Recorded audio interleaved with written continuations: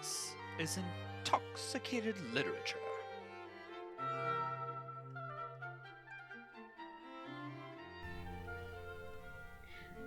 Welcome to Intoxicated Literature. I'm Evelyn Crow. And I'm Daniella Drake. And we are reading today. This is our anniversary episode. Our first anniversary! We made it! We made it! And we are drinking, we're not doing special drinks today because it's our anniversary episode. So we have champagne. Champagne, Yay. y'all! Cheers! Cheers! So for this one, we're gonna do something a little bit different. First, we're gonna reminisce a little bit about how the last year has gone. Yes, this was and fun. then we're gonna get into a couple of novellas. Really, they're shorter, Yes. but that doesn't mean that they're not jam-packed, filled with fun. So much fun. So much fun. So I love these. Okay. yeah, let's talk about how the last year went. What was your favorite episode, do you think? I think I think Tentacles and Teeth by Rowan Merrick. That was a fun I think that's episode. fair.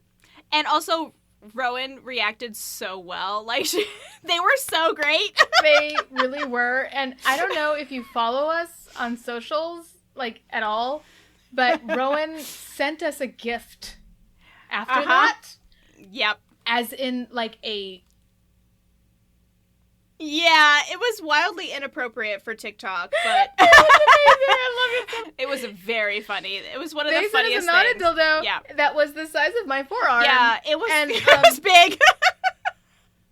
But also a signed copy of their book. Yes. With a discreet cover that was gorgeous. So beautiful. And it was so beautiful. and yeah. gorgeous and wonderful. And Yeah. I loved it so much. And Yeah, that was a really great experience. I love talking about the book, but I also love the aftermath Yes. of it. It was really and fun. not only that, the narrator, Ruthie Bowles, also listened to it and shared it, and she loved it. So that was great. Yeah. And so Yeah. that whole experience with that episode was just amazing. So we had Rowan Merrick, who thought we were hilarious. That whole conversation we had about knotted tits. Listen, Sent I them didn't through the understand roof. how it worked. They thought that was hilarious. Just absolutely, they thought that was just the funniest thing ever. And they loved that we covered their book and that we did a fabulous job talking about it. And so much so that they sent us a Aw. gift. So Yeah, that was really sweet. It really made me feel good because I'm always nervous. You know, I don't want to make an author uncomfortable or like unhappy with what we're talking about. So I'm really like that. That made my heart grow 3 sizes. I know, because I mean, being an author, we're very careful about what we talk about on this podcast, and we don't want to bash authors. And No. especially independent I ones. also don't want to yuck anyone's yum. Like, you like a book and maybe I don't like it. That doesn't mean it's not good. Like, it's just different Yes. tastes. It's very subjective. Absolutely. So, And Yeah. if you write something and I don't like it, it doesn't mean it's bad. And I don't want you to think Exactly. that your writing is bad, because it's not. exactly. It's not. Exactly. And, yeah. So, that was a really good one. I really enjoyed Tentacles and Teeth. That was a good one. It was so good. Yeah. And I also really enjoyed that time I got drunk and saved a demon. First of all, I loved that whole Mhm. series. I think Kimberly Lemming is hilarious. I love the plots. I think that her plots are always interesting. I think her characters are always interesting. I think she's hilarious. Like, I love reading her books. It was so much fun talking about that series, that book. Like, it was just a good time. Those books are fabulous. They're so And good. Kimberly Lemming's sense of humor is amazing, and her world building is amazing, and they just get better every book, and I absolutely agree. fabulous. Yeah. Yeah. Yeah. That Yeah. mwah, chef's kiss. I think I really enjoyed Morning Glory Milking Farm. Yes. I think that was up there for me in our top episodes just because wacky fun, right? I mean, how often do you get to look at something from... It's a cozy read. It's a slow build, so it's right up your alley, so I totally understand why you like it. But also from a, let's look at society. Mm-hmm. And because that's what cozy books do. They say they're cozy, but they're full of shit. Yeah, it's more about the vibes, really. They're full of shit. Now, Now, there were a few things that we didn't get to mention that I'm going to talk about here because they didn't get on the podcast that I have talked about with other people. For example. Yes, me included. Yeah. As a parent, if you have a son who's a minotaur, their spunk, like, clogs pipes. So there has to be, at least once, a full pipe overhaul. Because you know they're in the shower jerking off. I'm pretty sure it happens more than once. I think that's, like, a thing that occurs. So is there, like... I was talking about it with Rowan Merrick, actually. And both of us are like, it has to happen. It has to happen all the time. And they're like, okay, but there has to be a subsidy. Like, the government has to be like, here's money for this because it happens so often. Also, there's like a special solvent like you can buy. Like, I guarantee you that there's like the Drano for minotaurs that you have to have. As a parent, can you imagine sitting down with your kid being like, okay, we've had to redo the pipes. I know what you're doing in there. Stop it. You have to use this powder. Yeah, exactly. Every time. I don't care that you're doing it, but you have to use this stuff every time. Use this powder. Every time. Every So it's so true. Oh my god. And so I was at Stevie Lit and Sam Acosta was there and Rowan Merrick and Sam Acosta were on a Monster Lovers panel, okay? And world building was brought up. And Sam Acosta mentioned that she spent more time thinking about the pipes than she did, like, the monsters or whatever. And Rowan said, my friend Evelyne, and pointed right at me in the audience. And then she mentioned the whole pipe thing, of course. And I'm like, hi. That's hilarious. Oh my god. And so I went to Sam Acosta's booth after, and I'm like, I'm the one who was talking about the pipes. But, you know, Sam Acosta was like, oh yeah, no, it happens more than once, I'm sure. It has to! Like, they literally have a whole industry devoted to collecting it in, like, giant containers. Oh god, yeah. There's so much. Like, yeah. For sure. Yeah. Oh, for sure. But that was definitely a fun one. We've read some good ones, some random ones, definitely. Also, do we have a favorite drink? We didn't talk about that. Favorite drink. Curveball. Ooh. I don't even remember. Oh, I like the Vampire's Kiss. I had to make that after our episode, I think. But that one was good. I don't remember. Honestly, yeah. We get so drunk, you guys. It's bad. I don't even remember. It's probably just whiskey. Just to be fair, it's probably just whiskey. That's fair. The Bee's Knees was good, Bee's Knees is good. Yeah, Bee's Knees was good. If you haven't had a Bee's Knees, go make a Bee's Knees. It's really good. It does not taste like gin. If you don't like gin, don't knock a Bee's Knees until you try it. Yeah. We drank that for Very Secret Society of Irregular Witches, I think so. right? Yeah. Yeah. That was good. That was a fun episode, too. That was a good episode. Yeah, I think it's been a good year. Like, I'm proud of us. Because we didn't know what the fuck we were doing. No fucking clue. I still don't know what we're doing. No, it's an adventure every time. Every time. I have no idea. That's for sure. But we're doing it. And you know what?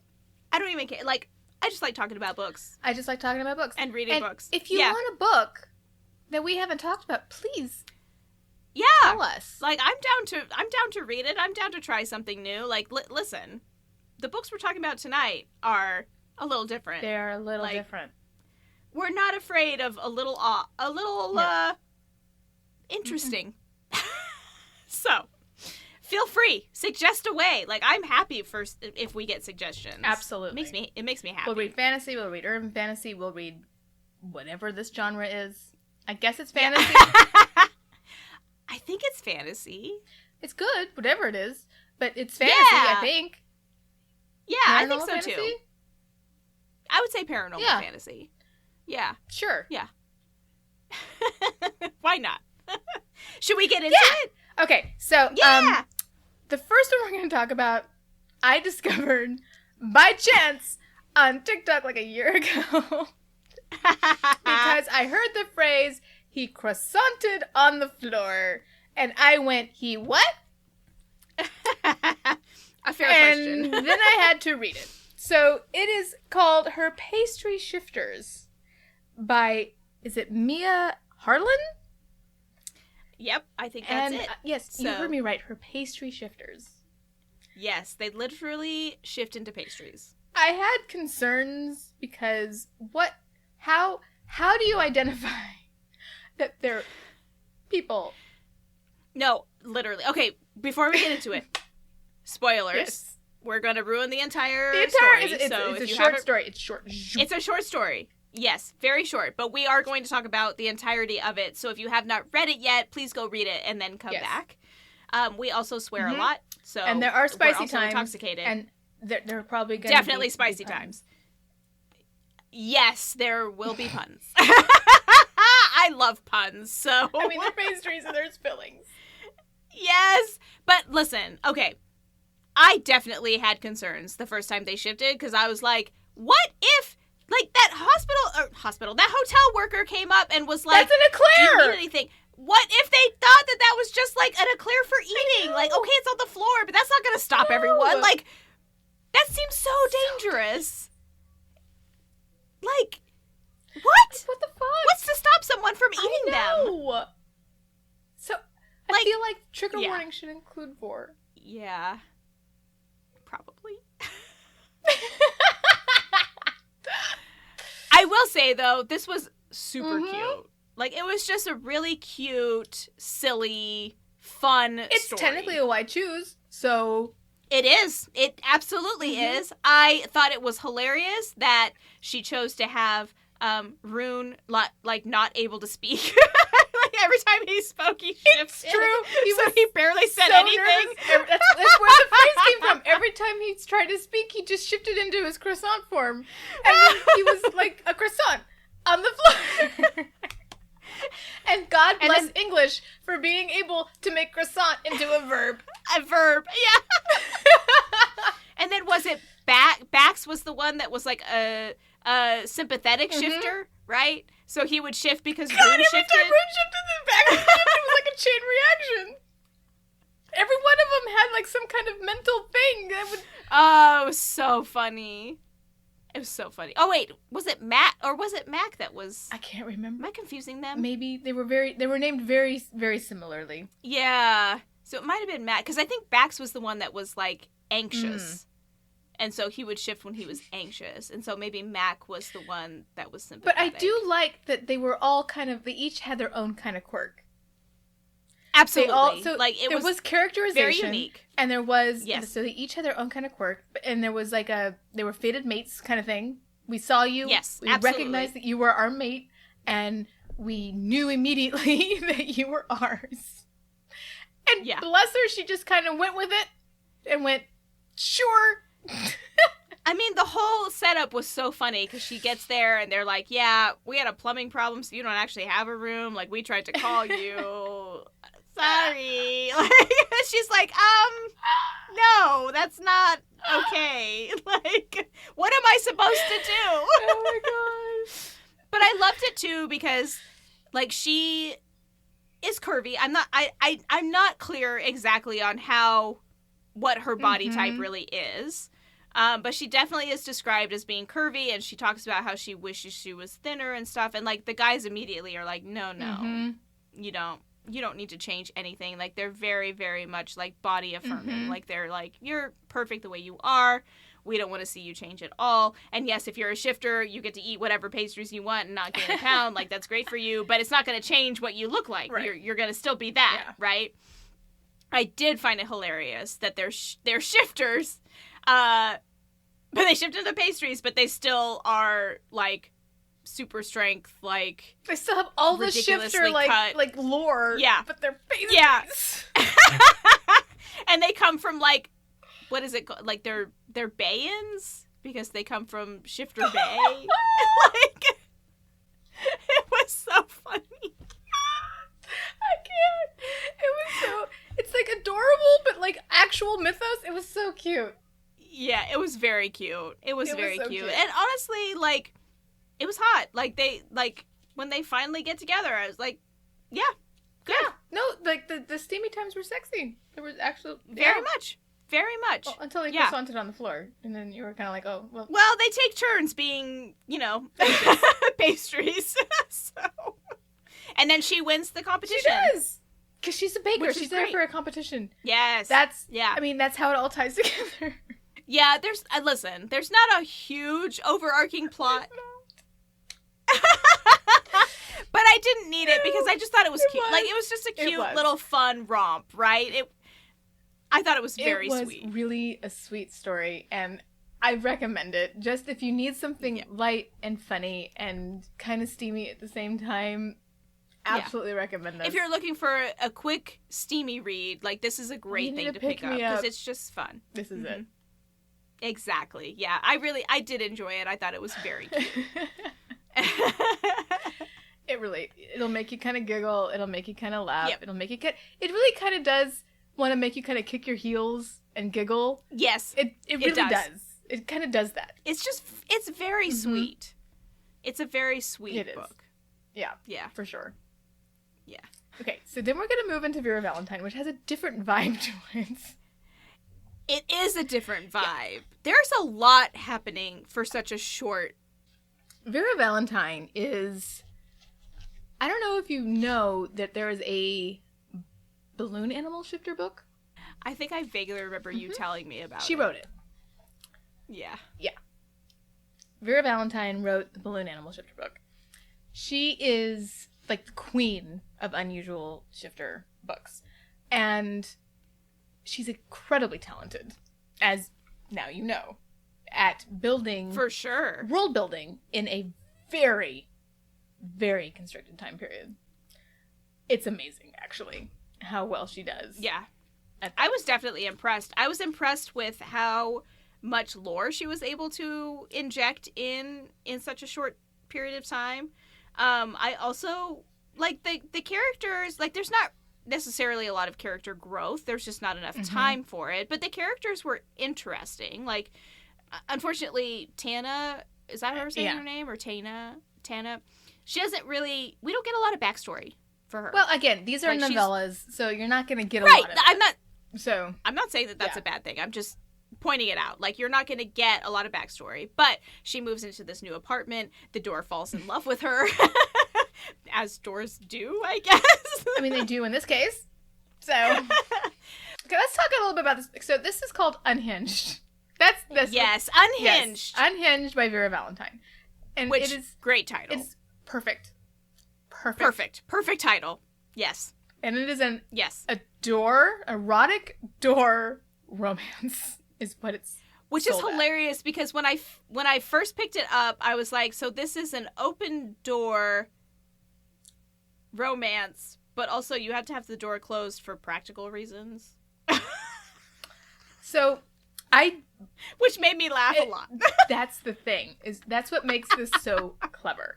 I read this back in August of 2023, I think, and I did a review of it on TikTok. And Vera Valentine commented on it, and she said that the idea came from the debate between open and closed door romances.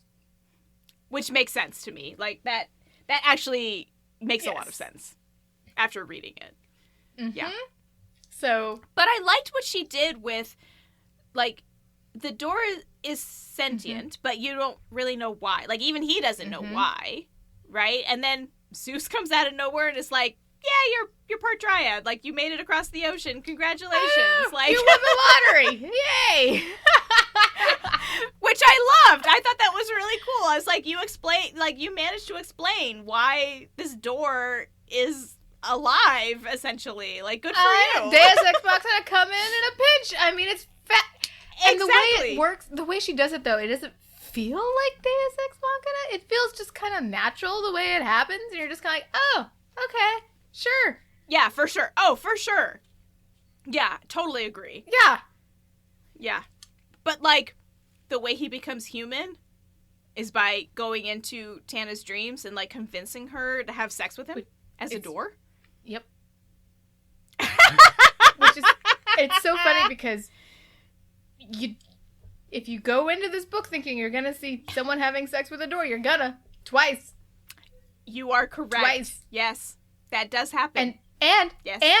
though she does practice safe sex with the door and she disinfects that doorknob. You know what? There were a couple of things that I very much appreciated. And one was she was going at that doorknob with Lysol. Like, she was like, doorknobs are disgusting. And this needs to be disinfected for sure. She was not going at that door. So realistic. Like, No. like a white woman. She was like, nope, that is disgusting. I am cleaning it. That is disgusting. Yep. I'm going to clean it. I also loved that she had to get herself drunk. Like, she was like, this cannot possibly be real. I can't believe I'm doing this, even considering this. Like, this is crazy. And, like, she's just like, well, guess I'm going to do this. I'm going to do this in the privacy of my own home, and nobody's going to see me do this, and I'm going to be fucking drunk when I do. That's but at right. least it's going to be clean when I do it. A little liquid courage. Like, you got to do it. And then she puts a condom on because she's like, listen, I disinfected it, but also still gross. We're not getting a yeast infection. We're not getting a bacteria infection. We're going to be safe. Exactly. Yes. It was. Yes. It was perfect. Yeah, I thought that yes, it was so good. Now, it was the really, thing is, really though, the reason why the door was so worried about her is there's a serial killer. Like, not only is there a love connection between these two, there's a fucking serial killer in here. Well, he's like a stalker, Yeah. too. Like, it's like he's like going into her apartment with the master key and like stealing her underwear and like drugging her orange juice. And it is creepy AF. Yeah. Like, you're just like, dude. Yeah. Scary. So scary. So the door is like going, I like seeing all of this and can't do shit about it because he's a fucking door. And he's like, I need to be human. And the only way I can be human is if you like fuck me. So I'm gonna like seduce you because I love you and I want to protect you, but also problem. He's such a good protector. Oh, that was great. And then when he becomes a man, like, he's freaking hot, but he's also very dorky. I've got so many of these, man. Oh my god. No. But I did love that, like, he becomes human and is instantly hot, right? Of course. Well, he's part dryad, so that makes sense. Yes. But no, I agree. Like, it was inevitable, no, but really. Seriously, Danielle, every time he said the word knob, I wanted to laugh. No. They said it so many times. Like, it was so many times. And I was, like, trying not to laugh out loud every time. It was just his fucking doorknob. Like, it wasn't supposed to be funny. She tenderly turned my knob, and I'm just like, stop it! Every time. Every time. I was Every like, goddamn time. really? I'm like, yes. Vera, I swear to God. I know. Why are you it was doing so this funny. to me? Oh, you know I why. know why. You know that she thought it was hilarious, She's too. over there at her keyboard going, She knew exactly what she was doing. She was writing a very tender oh my story. God. But if you look at the cover of this book, there's a 69 on it. There's a 69 on the door. I love it, though. So the creepy neighbor guy, like, he's a problem. Well, he's like her landlord sure. Like, or something. Yes, it's really. Yes, he's like this. He's like the super, and so he is like fixing shit, and like he's around all the time. Ugh. And how are you supposed to stop someone that has keys to your apartment, like, legally? Like, what are you supposed to do? Ugh. Yeah, it's really gross and problematic. And, like, the whole time I'm thinking, God, that's scary. Like, as a single woman living by yourself, what are you supposed to do? It's so gross. Yeah. So gross. No. So there's, like, a whole, like, crime element, plus the sexy times, plus the knob puns. Plus the Greek gods. Greek gods! I mean, and it's a novella. It is not a full book. Vera Valentine. If you are sleeping on Vera Valentine, you need to just go read her stuff.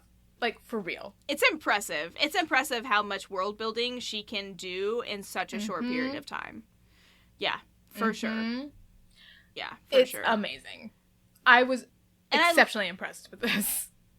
I loved the way, too, that it all kind of came together at the end. Like, the super lets himself in and is, like, going after her because he thinks that she's told the cops about him, which she hasn't. And she's just, like, so scared. And poor, Dry Streese, he doesn't know how to fight because he's only just become human. So he's like, I don't know, but I'm going to stop you. And then he gets shot and turns into a door. And then knocks the guy out. It's like the best. It's like accidental dooring. No, and then you find out at the end, it's like, yeah, I talked to Hera, and she said that you're going to turn into a door every full moon, so we'll have to have sex with you as in door form every month. The thing is you find yourself, after you read it, you find yourself, like, not really, like, not seriously, but you find yourself kind of looking at doorknobs going, no. Yeah, no. No, it is true, though. But you're looking at it, and, like, listen, I'm a very practical person. So, like, I'm looking at it going, do I even have a piece of furniture that would be the right height? Like, she's got an ottoman that is apparently the perfect height. I don't. I'm 4'11". That's what I'm saying. Like, I'm too short, I think. Like, I don't think that I could, on any piece of furniture I have, actually be at the height That is a hard of a no. doorknob. 4'11" would not work. I would need an actual for so ladder. many reasons. Yeah. And then they're too rickety, I would fall over. I would hurt myself. Yeah. Yeah, I just don't think it's gonna work. No. For many reasons. I think my doorknobs are the wrong kind. Oh, that's probably true. Yeah. Mine are not. So, like, mine are the elongated sideways kind. Yeah. That would not be fun. No. Mine are round, like the one in the book. See, those would work. Mine would not. Yeah. But, yeah, I think this was an adorable story. And there was femdom, which you don't get very often. No, I actually loved that he had a praise kink. Like, it wasn't her. Yeah. He had a praise kink. It was great. And I thought that was great. It was awesome. Yeah. I thought that was like, really, really cute. Great. I love this. And she was like, okay. Yeah, I thought that was really cute. Yeah. It was a very cute story. Like, it's not super long. It's a quick jaunt, but it's a fun way to fill an hour. Like, yeah, I know. I thought it was fun. It was great. I did love that it's called Unhinged. I couldn't think of a better title, honestly. It is Unhinged. Honestly. It is Unhinged. Mm-hmm. I did have one moment where Dr. Ian Malcolm from Jurassic Park popped into my head and was like, love will, find a doorway. You are such a nerd. I know! I laughed about that by myself for way too long. I thought that was so funny. I'm surprised you didn't text me that so I could just share that. I should have, but I knew that I was going to bring it up for this episode, so I was like, let it be a surprise. Well, it stands to reason he's like a mix of, like, frog DNA and regular DNA, so, Right. Like, why not? Yeah, I thought it was very cute. It was a very cute story. Oh my god. For sure. It was a fun read. I was glad that we did this for our anniversary. Oh my god, they were both of these little short stories were just very fun. Yeah, it was very fun. So, but okay, anything else we want to talk about for the past year? What was our most popular one? I mean, thanks to your newsletter, it was definitely King of Wrath. We've gotten the most views on that. Because it didn't get that many clicks. Like, yeah, we've gotten a lot of interest on YouTube from that one. I didn't even know, because, like, honestly, people opened it, but no one clicked it, and then all of a sudden views went up. Also, Dragon's Bride was really popular. I don't know if that's because we told everyone we were doing that one first, and so everyone listened to that really one, popular. But yeah. For reasons. Yeah. I mean, she's amazing. So. Yeah. But yeah. So. But King of Wrath definitely was popular. King of Wrath was definitely popular. Yeah. I think that's by far our most popular one. Before that, though, before my newsletter, I think it was Dragon's Bride. I think it was Dragon's Bride. Nettle and Bone is also very popular. Nettle and Bone. That was good. Which surprised me. That was a good episode, actually. That was a really good episode. Yeah, that one was fun. We talked about so much I love pop that culture in book. that one. I love that book so much. Like, I have read it 4 times. We really like that our nerd show in that Yeah. one. Yeah. For sure. I mean, our nerd flag just flew. Yep. I feel like we gotta just lean into it, hence all the puns. So many you know? puns. So many puns! I actually took some out. So many puns. Oh, there's so many knobs. So many knobs. They say it so many times. That was really funny. It's kind of uncomfortable. Go read Vera Valentine's. Oh my god. I mean, literally, she says in there, polishing his knob. Like that is literally a sentence that is in there. If you don't laugh at that, you are a better person than me. I mean, I swear. Oh no, I laughed. I laughed for sure. I thought that was hilarious. It's so funny. So funny. Oh my god. Yeah. But this is like definitely, if you're looking for just something like quick and fun and something that's going to bring a smile to your face, like either one of these, her Pastry Shifters or Unhinged, would be phenomenal. Mm-hmm. It's perfect. Mm-hmm. So, what are we reading next? We are going to go right back into like early 2000s urban fantasy because that's our jam. And because we're old as fuck. But actually, I didn't read this until like 2 years ago. Yeah, I haven't read it yet, so this did get picked up as a TV option, but I don't know how it's going, so we'll see. Yeah, who knows? But it's J.R. Ward, and it's very popular. It's a very popular series, and it's vampires. And it's called Dark Lover. Which sounds great. Now, it is the early 2000s. It's got some stuff. It's got very alpha guys. Very alpha. Right. Super alpha guys. It does get better as the series goes through the 2000s. You can see the growth, actually, as you read it. I read almost all of it. I just haven't read, like, the most recent release, I think. And there is, like, a Splinter series that kind of follows the kids, which I haven't read because I don't really care about the kids. But that's just a personal preference of mine. But I've read like the main line. So, well, I'm excited. I don't really know anything about it. I recognize the name J.R. Ward because they obviously have been around for a while. But yeah, I'm excited to get into it. Give it a shot. So, yeah, it's extremely popular. So join us for that next time. I am Daniella Drake. And I'm Evelyn Crow. Thank you for joining us for this episode of Intoxicated Literature. Drink well, friends.